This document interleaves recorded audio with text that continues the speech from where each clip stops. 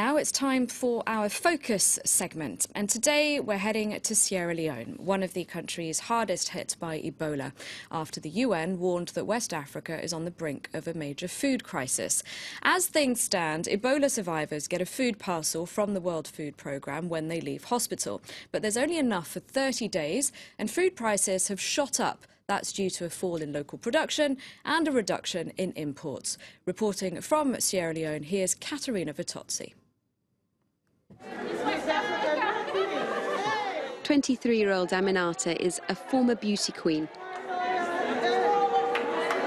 Today, with plenty of people watching, she's being discharged from an Ebola treatment unit. Congratulations and well done. Aminata caught Ebola from her aunt 4 weeks ago. Now she's been cleared to go home, along with 55 other survivors. But after the initial euphoria, the reality of what awaits seems to dawn upon her. I've lost my father, and even as I'm talking to you, my mother has passed away, but they are hiding it from me. But I will have the courage and the zeal. I will go and start my life, new, fresh. All what I've passed inside are whole things. All what I'm going to expect at home, they are new things. My life will never be the same again. There is help for Aminata and the other survivors to start that new life.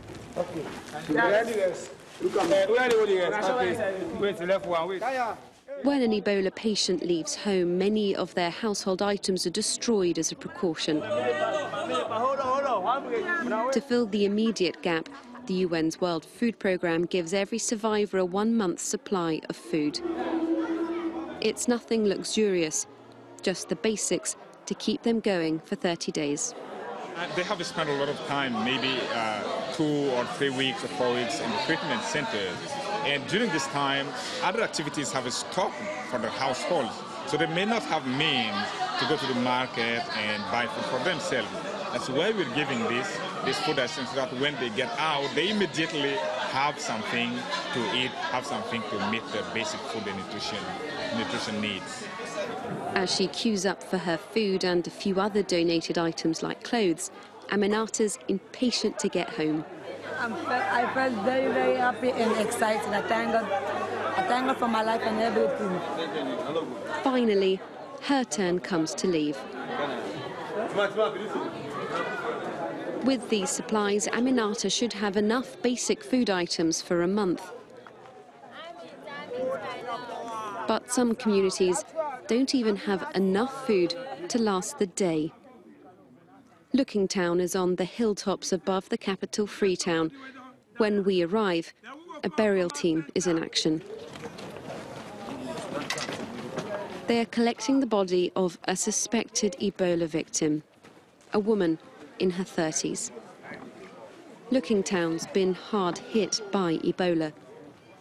This is the second body the teams collected here today. To try and contain the virus, the government's placed several homes here under a strict 21-day quarantine. But neighbours say those households have been left to starve. I know people who were under quarantine in this area, and they were visited only once. They were given 1 bag of rice to share between 3 houses, and that's it. Normally that's just enough rice for 2 or 3 days, but they endured this situation until the 22nd day of quarantine. During that time, no one came to see them. Imagine this for nearly 2 weeks. Not one person came over to tell these people they could leave the quarantine. In some areas, the legacy of Ebola quarantines is being felt even after the quarantine's been lifted. This is Largo in eastern Sierra Leone. It was one of the areas first hit by Ebola. The government restricted movements and trade across the whole district. Falls in supply of local and imported goods pushed food prices up 25%, and they remain high. Mums are struggling to put food on the table. We can't afford food in the market, so we've been trying to grow things ourselves. The outbreak has also damaged one of this area's biggest earners, agriculture. Lasana Kaju is a rice farmer. Along with other local producers, he formed a group farming initiative which produced 25 metric tons of rice per year. But emergency Ebola laws that banned group gatherings ended that collective effort. The group could only harvest half of their normal area. Since there is the law that says don't group together, automatically labor has fallen. You see, less labor, low production. That low production has cut profits and, for many, destroyed hope. It is with the intervention of this organization that most of our farmers are not able to pay their children's school fees. They come together, they do group work to make shelters where they slept, you see. And because of this Ebola outbreak, everything has collapsed. Unless local food production starts again, experts have warned of a major food crisis by March next year. And that's not just for Sierra Leone, but for the whole of West Africa. Now, for more on this, I'm joined by Brice de Leveigne from Médecins Sans Frontières, or Doctors Without Borders. Hello, thank you very much indeed for being with us. Now, I understand that you recently got back from Sierra Leone. Does it look like food production might be on the up anytime soon?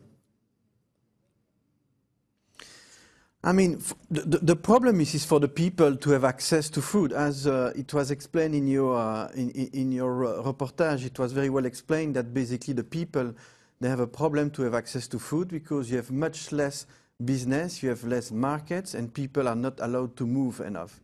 Then that's one of the problems, and of course the overall production has decreased a lot.